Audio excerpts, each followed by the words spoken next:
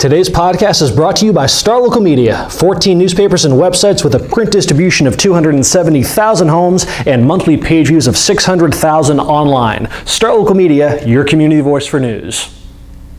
Welcome to another edition of the Star Local Media Sports Podcast. My name is Matt Welch. I'm the sports editor at Star Local Media, and I am being joined by Justin Thomas, who's the sports editor for our Denton County papers, as well as Brian Murphy, who's the sports editor for our Frisco, Little Elm, and Celina papers. And gentlemen, we're here to play some catch-up on some high school baseball and softball playoffs. The second round for the baseball playoffs is in the books, as is the third round for the softball playoffs, and man, did our teams thin out fast. As last week when we were previewing the these next rounds, we had, at least between classes 6A and 5A, we had 11 teams total remaining. Well, in just a few days' time, that number is all the way down to 3 between classes 5A and 6A. We've got one softball team still kicking in 6A with Plano Senior, and then in 5A, we've got, let's see, then for baseball, we have Marcus still going in 6A, and then in 5A, we have Prosper Baseball as well. So between those three teams, we'll see what happens. But wow, what a sobering few days as our teams thinned out really fast. So let's play some catch up on at least what happened within those the playoff action last week. Starting with a game that I was at on Friday, the one-game regional quarterfinal between Plano and Flower Mound. Justin, we obviously previewed this game pretty in a pretty good amount of detail last week, and then just kind of laying out just some of the different plot points to look for in this one. And if you were just going to kind of lay the blueprint for what Plano needed to do to get this one done. You said start hot, right? Yeah, that's 5-0. Yeah, 5-0 inning will do the trick. Plano's about as capable as any team that I can recall. Baseball or softball, of just stringing together a big inning. I mean, it just feels like this team, like a 4 to 5 run inning, has almost become commonplace for this team. And despite all of despite Flower Mound having a really solid defense, one way to mitigate that is to hit lots of home runs. Yeah. And that was kind of there were some heavy winds out at Frisco Lone Star on Friday, and sure enough, the wind kind of played a bit of a factor. But both teams just really fell in love with the long ball. You had Plano hitting 3 home runs within the first 3 innings of this game, and then Flower Mound was able to add another from Matty Carlock. For Plano, this has just kind of been their MO throughout the playoffs. Their power game has just gone up a level. That was their second 3 home run game of the postseason. They now have 8 home runs total across 5 playoff games, and they're coming from, I just wrote it down, they've got 6 different players that have already hit home runs in the postseason, including 2 apiece from Natalie O'Brien and Bronte Roden. And it's that's, again, like I said, it's an easy way to kind of neutralize a really strong defensive team, is to just not give them a chance to play any defense. The other thing I was impressed by is not just the home runs, but usually if you're slugging for the fences, you can get hurt in other ways, but they only struck out 1 time in the whole game too. So. And that's kind of been not only hidden deep, but putting the ball in play. Yeah, that's been pretty consistent too. The strikeouts have really gone down for them since the playoffs got underway. I think just watching this game, the most impressive part of it all kind of came in the 7th inning, because Flower Mound did return fire at one point. I was curious what the feel in the stadium was after Flower Mound's 7-run comeback last week when they get down. Get those 3 runs to kind of start working back into 6. They were down 9-3 after 5 innings, and I made sure to note this. Like, you could see that Flower Mound's fans at the beginning of the 6th, they all started standing up and cheering. Like, they kind of had a sense like, okay, this is rally time. We've been here before. This is nothing we haven't seen already. I guess, like you said, just as recently as the previous round against Waco Midway. And then to their credit, they come out and hang 3 runs and cut that deficit in half. It's 9-6 after 6 innings, and you're just thinking, okay, maybe a little bit, maybe some more late game magic is in store. But I was just impressed with just Plano's resilience. Just despite that brief rally by Flower Mound, Plano turns right around in the 7th inning. I believe they got on base their first 3 at bats. All on base hits. They were able to score a run up that lead to 10-6. Forced the second pitching change from Flower Mound. They actually went back to starter Caitlin Sadler. She got pulled midway through, and for, I believe it was Abby Miller. Yeah. And then they went back to Sadler in the 7th. But they were able to, Flower Mound actually got out of that inning, all things considered, in pretty good shape. Bases were loaded with just 1 out, and they didn't allow any further damage. So it was 10-6 heading into the bottom of the 7th. Still plenty winnable for Flower Mound. Yeah. And then, Plano they weren't joking around. Sophomore pitcher Audrey McNeil was able to induce 3 consecutive groundouts to second baseman Olivia Gorman, and just like that, 1, 2, 3, no prolonged at bats, no real, no drama whatsoever. Just Plano closed the door and didn't allow any more late game magic from Flower Mound. And now they get to, now they advance to play Odessa Permian in the 4th round. This is the first time in 5 years that Plano has been in the regional semifinals. Obviously, it's Permian, all the way out there out west. There's not a whole lot of commonality between teams that they did play. Keller Timber Creek. It's probably about the closest to an opponent within the DFW area that they played. They did need 3 games to get past, their last 2 playoff opponents, Timber Creek in the area round, and then Abilene in the regional quarterfinal round. But it's a team that, if you just look up and down the box scores, they just like Plano. They got some pop in their bats. They can hang some pretty heavy runs in a hurry. So it could be much like Plano Flower Mound, another series where offense is kind of the order of the day. Now, what are they going to do about travel with that series since Odessa's so it's all going to be played out at Abilene Christian. Okay. The entire series is going to be a best of 3. So whereas Plano's had these past 2 series have been 1-game playoffs, it's going to be Thursday 7:30, Friday 7:30, and if necessary Saturday at 2 p.m. all out west at ACU. It wasn't one interesting wrinkle from that Plano Flower Mound game. Like I said, this is the second straight round where Plano's had a 1-game playoff. They've thrown their backup pitcher in both of these games. Like normally it's starter Bronte Roden, who was last year's pitcher of the year out of District 6-6A, but in the area round against South Grand Prairie, they rolled with Audrey McNeil, and she was great, commandeered a 15-0 shutout, and then but they kept kind of that momentum rolling and gave her another start against Flower Mound, a very credentialed Flower Mound team. And I'm talking with head coach Molly Pipeback afterwards. She said it was just simply like they're just trying to get Bronte some rest right now because she's pitched a lot of innings throughout the season, and just the fact that you're that confident in the depth of your pitching staff. That's the luxury not many softball teams have. That you can turn to your backup in a 1-game series against a team that was Flower Mound was ranked in the top 15 of the state, and have the confidence in her that she's going to go out and get the job done. And they gave up 6 runs, but those 6 runs were spread across only 2 innings. So there were 5 scoreless innings that she pitched. And obviously she'll be, she's only a sophomore, so with Bronte Roden being a senior, this is experience that's going to serve McNeil, a lot of, it's going to come in good use next year when she's kind of called upon then to take the reins in the circle. So just an interesting wrinkle is just Plano really flexing the depth of their pitching staff so far. But yeah, outside of that was happy news as far as our team staying afloat, because that was more so the exception than the rule, because we had a lot of other teams that just fell by the wayside in a pretty rough fashion, typically in one of 2 ways. Either they played a team from East Texas, or they played a team from District 12-6A, which is like the Woodlands, Conroe ISD district. I'm not even District 12-6A was, I don't know if either of y'all have seen the Avengers movie. They're basically Thanos at this point. and the Metroplex teams are like the Infinity Stones, as they that district, wow. No, it was like, all 4 of those teams, they swept 11-6A, and then all 4 of those teams, I believe, from 12-6A made it to the regional quarterfinals. And just looking at the teams that they've taken down, just some juggernaut programs, most notably Coppell baseball, which lost a best of 3 series to Montgomery. And softball. And softball lost to Oak Ridge, got swept. That's shocking. Yeah, I wasn't expecting that. What's the deal with Montgomery? Are they just... Well, I was talking with with Devin Hassan, who's second in the district. Yeah, who's our Rowlett Mesquite reporter, and he had a lot of his teams, went up against, he covered Mesquite ISD. They played that district to begin with, and then one of his other teams, Saxe, played the Woodlands. Well, what that district does is they actually play 3 rounds of district games. Yeah. Because it's just a 16 district, so there's 5 district games. So they played 15 games total. The first set was just a round robin, and then they just did a home and home series. So it's like a mix of the a mix of the two. I remember some of my teams did that maybe like 4 or 5 years ago. So you saw then, if you looked at their district records, none of the records just jumped off the page. Yeah, And none each other though. Yeah, none of these teams were state ranked or anything when the playoffs begun. But it was a case of just there's a lot of parity between those top four, and it's the good kind of parity, the kind of parity that like, oh wow, this team actually, this is a really good baseball district, and it's translated so far as, like I said, all three teams have gone 3 rounds deep, and that it came at the expense of some of the better teams in our area. Most notably Coppell baseball. Justin, talk about just just kind of combing through what you're able to read up on that series. What was your biggest takeaway from that? A surprising elimination in the second round. Second round again for Coppell, and both years this team had what it appeared what it takes to get all the way to state, but go down in the second round, and I guess you got to start with just the heartbreak.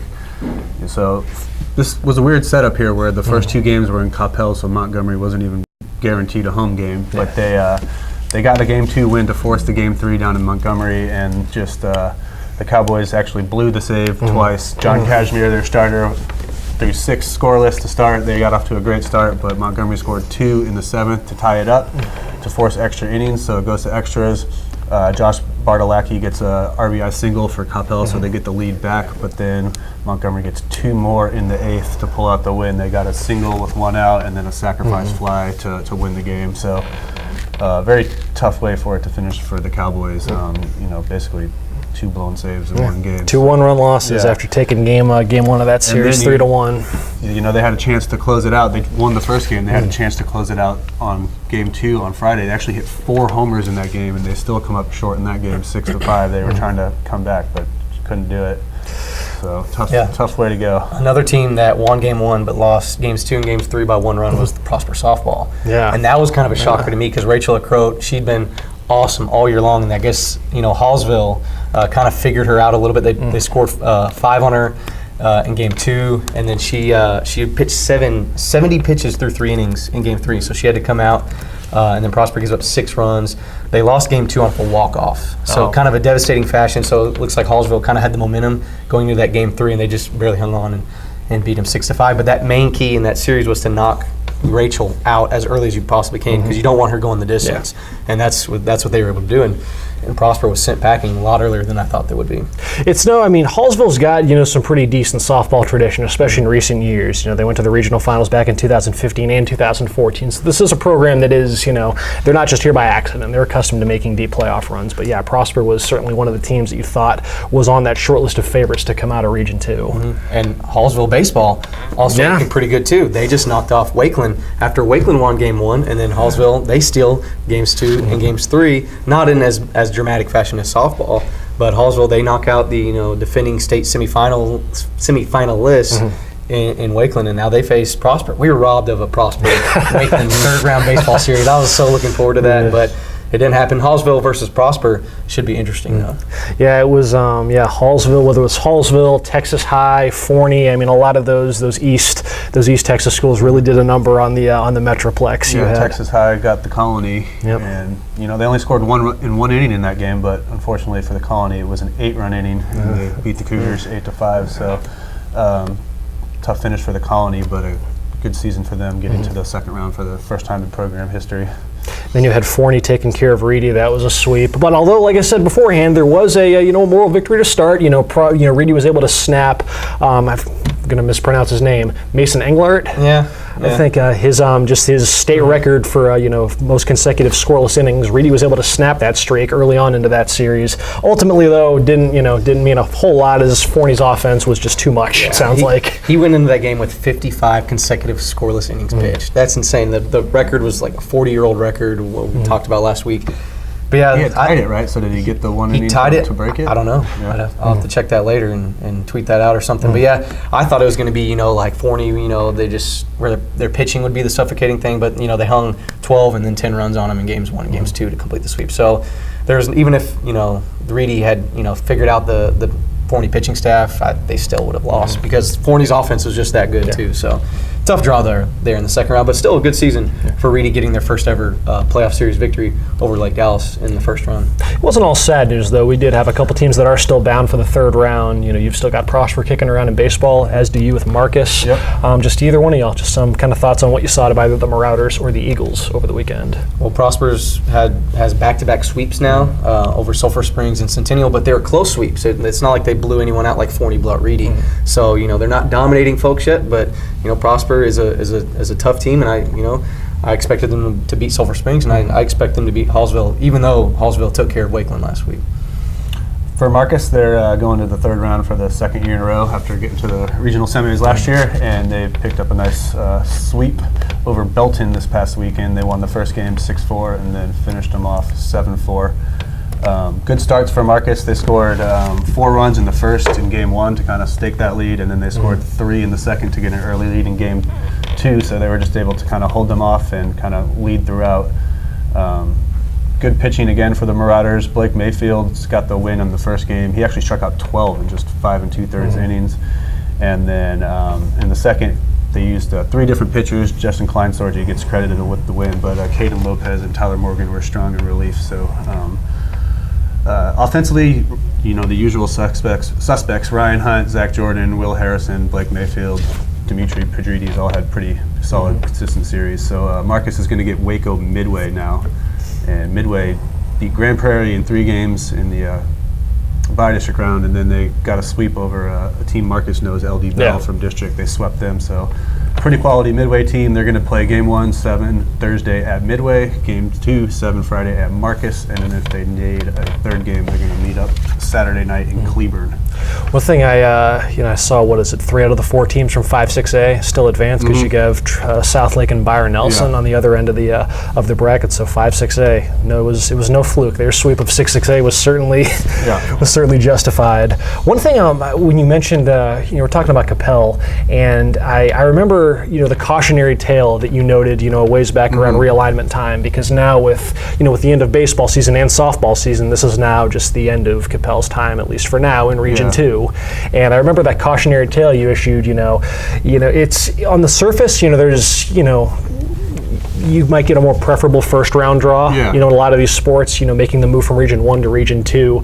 But it was if you're just kind of looking back at these 2 years for Coppell, I mean, the rest of the region really really did a second and third and fourth round games were maybe a lot tougher than some people might have thought going into it. So kind of a cautionary tale is, programs like Plano ISD and Allen prep for the move to Region 2 now, that there's still plenty of talent there. It's, obviously you're not going to have to worry about going up against, Louisville ISD and South Lake Carroll in the first round or anything, but as Coppell's shown, there's still plenty of talent lurking throughout that region.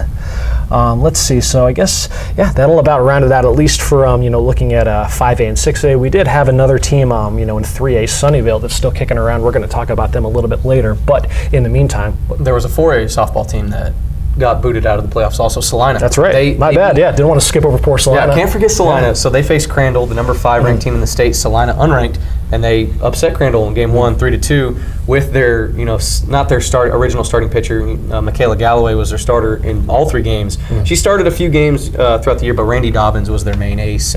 But Michaela Galloway is still a very good pitcher. Dobbins was unable to go due to off the field issues and whatnot, but Galloway pitched very well. But then game 2, Crandall got the best of them 2-0, and then Crandall was just too much in game 3 and beat them 6-0. But still a great year for Celina softball. So we will pick this up in a bit with a look at Sunnyvale, and as they are now 3 rounds deep in the baseball playoffs. But now we're going to shift our gear once again to the gridiron. Like I said, we're going very football intensive with our fast forward rewind student athlete spotlight. For today, our focus is going to be on Prestonwood Christian, one of the reigning TAPS Division I state champions, and a chat with their star tight end, Austin Stogner, one of the top tight ends in the country, as he talks a bit about his off season and the build to his senior year. We'll have that after a word from this sponsor.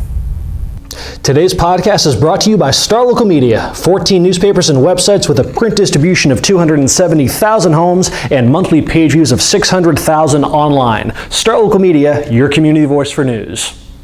Keeping with our system of keeping a fast word rewind, this week we're at Prestonwood, have tight end Austin Stogner. Austin, give some insight to all the hard work y'all put in to repeat as champions. We've been working hard. We started the day after we won the championship. We got and watched some film. And we've been reviewing our film from last year, seeing the defenses. We've been running a lot of defenses, see where we can pick them apart, and we've just been working. Are y'all relishing the opportunity? Then like this year, y'all were everybody's target, but nobody knew if y'all could get it done. This particular group. Now y'all know y'all can get it done, and everybody's gonna be gunning for y'all. You think it's gonna be? I think make it a lot harder to repeat. We know we can get it done. It's gonna be just as hard as last year, but we'll get it done this year. Give some insight to what makes your offense so explosive. We're fast. We lose a lot of tempo. We give the ball to everyone. Everyone has the same amount of touches, and you don't know who's going to get the ball in any given play. That's what makes it so hard to guard. Do you feel any more pressure the fact that people know who you are and you want to key focal points and people are gunning to shut you down and try to shut the offense down, or is it something that just you're using to make you better as you get ready to go to college? It makes me better. I mean, if they lock me down, and if they try to bring 2 over, someone's gonna be wide open. So that's what happened in the state championship game. They doubled down on me, and then we had a ton of holes that weekend. We picked them apart. How much you relish in being a leader along with being a playmaker for this team next year? Being a vocal leader is important. I mean, we need some leaders in this team, senior. So we got to step up. What's your confidence level? I'm pretty sure it's at a 10. In fact, that y'all already got that ring in your pocket. Yeah, I mean, we got a lot of confidence. We got to stay grounded, though. We know we can beat anyone. Get some insight to your schedule. The fact that y'all play a tough non-district schedule to get ready for the private schools. Yeah, we play first 6A school, so that's gonna be fun, and it'll get us better for the district. When some people say, Stogner, he's good, but he's playing against private school kids. Does that bother you, or does it add motivation? I mean, it adds motivation. I mean, I'm playing against the best in the country. I mean, Brian Williams, no one safety, you go against him once a year, and we got a lot of D1 talent here. Get some insight to your recruiting. How did it go for you, and what led you to being with the Sooners? Last year I got a lot of offers during spring. Then I took a lot of visits during spring because I didn't really like the recruiting process. I just wanted to get it over with, so I took like 17 visits, and I decided to commit to Oklahoma. How big a deal is it to go to your senior year? All you have to worry about is trying to get that state title and put up good numbers to help your team win games versus with school and doing going playing the game on Friday and flying somewhere on Saturday morning. Yeah, I took a lot of stress out of it. I mean, I already took my official visit, so I don't have to take that. All I got in the spring is go win another state championship. Is it still flattering the fact that people are still trying to come after you, even though you're firmly committed to OU? Mm-hmm. Yeah, a lot of schools try to come at me and text me all the time, so I'm 100% with OU. Give some insight to the support you got, because some people kind of get jealous, but here it's like everybody's embracing it and they support you 100% on you going through this process and being there for your team. Mm-hmm. Yeah, my team was a big process. I mean, I got a lot of my looks. I got a lot of publicity. So now it's my job to give my teammates publicity, so they have the chance to go. What's some insight to the team camaraderie and what makes y'all good that people don't know? Because people see y'all on Friday nights putting up big numbers, but people don't see like with the work y'all put in. In fact, like y'all going at it hard right now as if it's already September. Mm-hmm. Yeah, we go real hard all the time. So we do a lot of 7-on-7 that helps us get the team chemistry down, and we've been playing with each other since like 7th grade, so we got a lot of team chemistry. So it would be nice to say that y'all have to come with 2 rings instead of 1 to accomplish y'all goal and leave y'all mark on this school and taps. Yeah, well, we got 3. We won it freshman year, and so we'll get another one senior year. Yeah, talk about being that team to be the most decorated team that come through Prestonwood. I hope so. Talk about that. Yeah, our basketball team they do a lot of stuff though. So we won 6 in a row. So yeah. So how much that inspire you? You see friends on the basketball court that got 2 and 3 rings. Yeah, yeah, we got to go get ours. And give some insight to what the mentality is, because like for BMA practice, people are flying around and everything. Mm-hmm. Yeah, I mean we play everywhere out there. So we play offense, defense, special teams. We don't have very much numbers, so we got to play everything. Do you feel comfortable playing defensive end? Mm-hmm. Yes, sir. I started there sophomore year, and then last year I took a step back because I had an injury, so I just played offense. Got you. So is it going to be the game plan next year, or are you just going to play it by ear since you're elite talent on going both ways? I'll play offense and defense next year, hopefully. Okay. Do you got any goals? We know you're offensive guy. You got any goals on the defense? I don't know, just be the best we can be. I don't know. I don't want to put any numbers on it. Just come out week in, week out, play the best I can play. How do y'all keep from being complacent? It's like we we just work hard every day. That's how we just work hard. The coaches keep pushing us every day. Like, they don't really care like how good you are. They're gonna push you as hard as they can. It was a scout. If I'm sitting there, somebody has never seen Prestonwood play football, what would be a scouting report on your offensive, defensively, and what makes y'all special? Offensively, I mean, we play fast. Everyone's gonna get the ball. We're gonna go out and score. So we'll put up a lot of numbers in our defense. So we'll shut you out. And do you want to get some props to your friends and family that support y'all? 'Cause I know y'all big cheering section here at Prestonwood. It's serious business. Yeah, for sure. My teammates help me a lot. I mean, so I go against Solomon and Verdell every day. They keep on making me great, and it's just that going against the best every day really helps me get better. What about y'all support groups, like all the fans and the parents that come to the games? Oh yeah, my parents come to every game. My grandparents come. My grandma, my friends.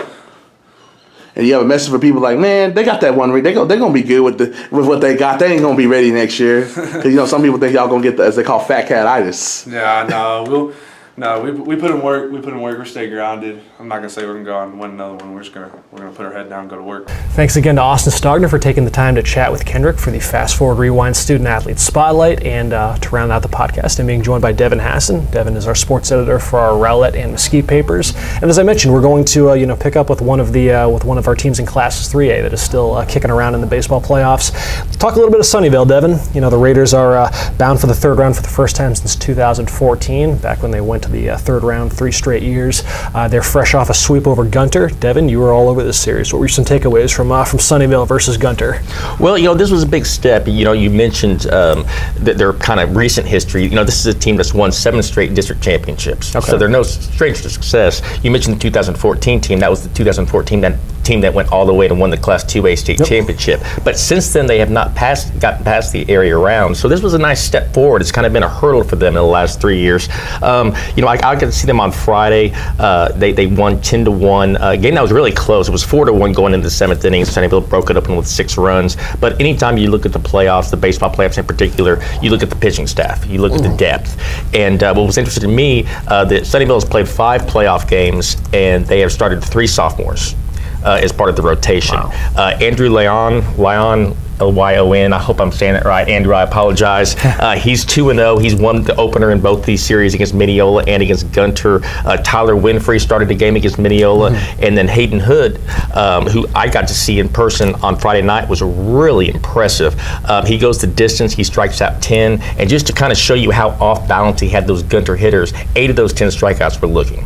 Wow. So he did a great job mixing his pitches. Another sophomore, Will Van Bestem, came on in relief to get the save, struck out the final 2 hitters on Thursday, when Gunter was kind of making a charge there to rally in the bottom of the 7th. So their pitching staff is young, but they're growing up in a hurry. And so that's one impressive thing to me, is to have that number of arms. You look at their lineup, junior Logan Titsworth leads off. He really does a good job setting the table. Just listening to the people behind me, he tripled in the first inning, and he singled in the third, and the people behind me are going, oh, he just singled. What a letdown, because it's not extra bases. Because you kind of see, way to set the bar, people. Yeah, you kind of see what kind of hitter he's been all season. Again, Lyon is in the second spot. Simon Bells went 3 for 4 on Friday, and then they have some good senior leadership there in the heart of the order with guys like Justin Robinson, T.J. Gleaves, Chance Work, guys that have been there through the playoff experience in the past that they can really rely on.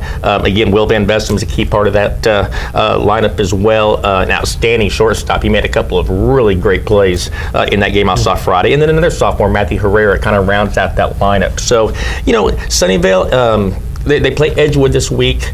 If you want to buy into the rankings, which I don't, they're ranked number 9 in the Texas High School Baseball Coaches Association class. Yes, a handful. It's top 10 in the state, Devin. Yeah.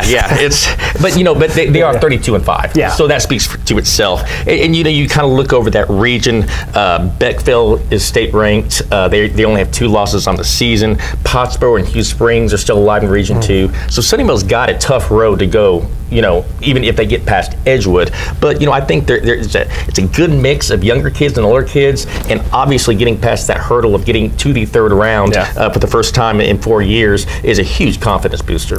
I'm looking at some of these scores so far, and I mean, you mentioned just the young pitching staff and just how, I mean, they've been lights out in the postseason so far. Of their, they've played 5 playoff games and they've given up 1 run or less in 4 of those games. Yeah. Not sure what happened in game, game 1 of that, game 1 of the Gunner series. But outside of that, I mean, like you said, their pitching and defense has just been money so far. And the Gunner, that Gunner game, game 1, it was 7-3 going into the top of the 7th, and Gunners rallied for 2 runs. But outside of that, they've really been lights out. Starting and the guys they bring in on relief. Was that kind of an expectation? You mentioned the run of district championships, so obviously there's reason to believe this team can do what it needs to do in the regular season. But was there kind of a vibe that this team might be? I mean, it sounds like at least with the sophomores, they do have a good deal of experience back. Was it a team that kind of looked like they might be capable of getting over that second round humper? I think so. It just depended on how they developed. When the year they won the state tournament, they had 2 guys, Jake Wilcox and Nathan Hawkins. They had 2, college-bound standout pitchers that they can run out there every series, but they were proven. Wilcox was a senior that year. Hawkins was a junior. These guys, it was going to be all about how they developed during the course of the season, and it's really hard because they play in one of those districts where they don't get a lot of competition during the course of the year. So it's really kind of hard to gauge just how good they are based on their district competition. But they played some tough opponents in non-district, and obviously they grew up during the course of the season, and they're proving in the playoffs. In regards to what happens against state-ranked Edgewood, it does sound like they are set up pretty well, to continue this run for years to come. They've got a nice nucleus, like I say, especially on the mound, but also in the position guys. Those guys, as a lot of Class 3A programs do, you're not just a pitcher. When you're not on the mound, you're in the field. So they have a nice nucleus to build around, and Sunnyvale, in all sports, seems to bring up those young athletes that thrive early on. What kind of series details are we looking at as far as where them and Edgewood are going to play? They are going to play Thursday night, the opener in Wiley, 7 o'clock. Friday, we're going to shift over to Rockwall Heath for Game 2. And then, if necessary, Game 3 will be Saturday at noon at Rockwall Heath. Okay, and you're planning on being at Game 2 of that series? I will be at Game 2, and if there's a Game 3, I will be at Game 3 as well. All right, folks, so for that, for you Sunnyvale folks, and just for folks in general, for the playoff baseball and softball games that we'll be covering this week, you can catch all that good stuff, our game stories, video highlights, rapid reaction podcasts. You can check out all that stuff out at starlocalsports.com. Otherwise, that'll do it for this edition of the Star Local Media Sports Podcast. Devin, appreciate you for tagging along. Big thanks to Justin and Brian for helping out as well. Folks, you enjoy the rest of your week. We will talk to y'all later. Thanks again to our sponsors, Star Local Media, 14 newspapers and websites with a print distribution of 270,000 homes and monthly page views of 600,000 online. Star Local Media, your community voice for news.